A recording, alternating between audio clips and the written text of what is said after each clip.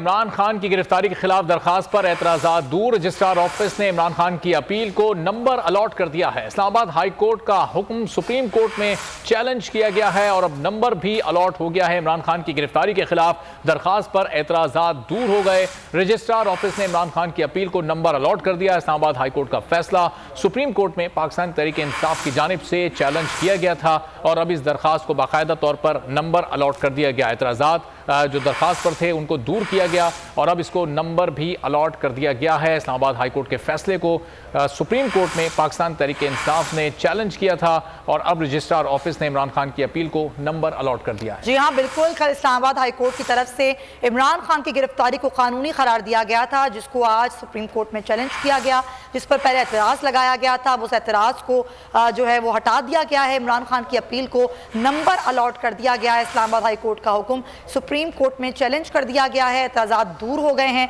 इमरान खान की गिरफ्तारी के खिलाफ दरख्वास्त पर। इसी पर बात करेंगे हमारे नुमाइंदे तैयब बलोच से। जी तैयब, बताइएगा। जी, इस्लामाबाद हाई कोर्ट के फैसले के खिलाफ तहरीक इंसाफ की अपील पर जो है वो एतराज़ात दूर करके अब बाकायदा नंबर लगा दिया गया है।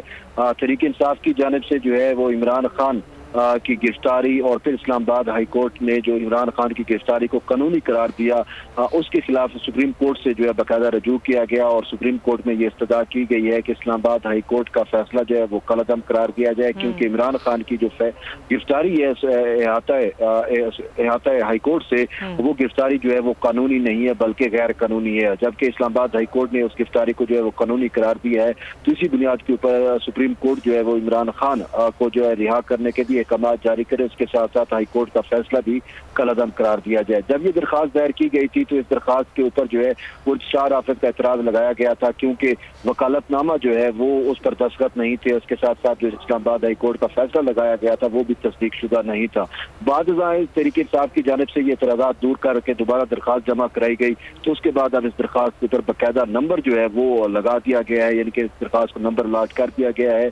तो अब नंबर अलॉट करने का ऑफिस की जानिब से ये फाइल चीफ जस्टिस को भेज दी गई है और अब चीफ जस्टिस की जवाबदीद पर है कि वो इस दरखास्त को कब समाअत के लिए मुकर्रर करते हैं और कौन सा बेंच बनाते हैं। जी ठीक है तैयब बलोच।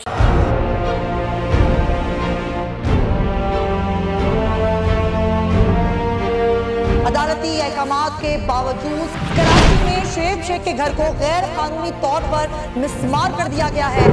बोल के खिलाफ इंतकामी कार्रवाइयों में तेजी। कराची में को चेयरमैन शुएब शेख का घर गिरा दिया गया।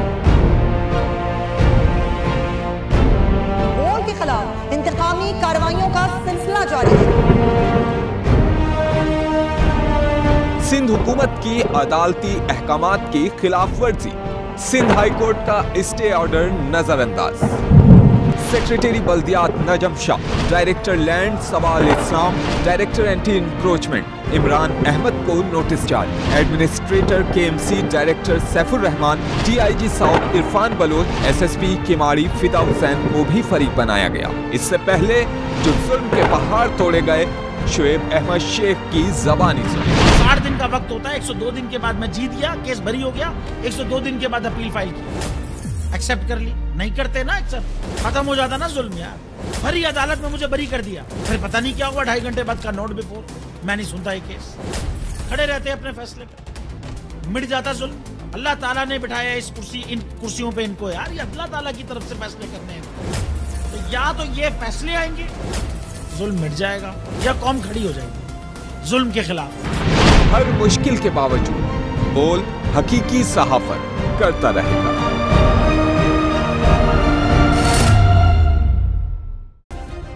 सब्सक्राइब करें और बेल दबाएं ताकि कोई खबर रह न जाए।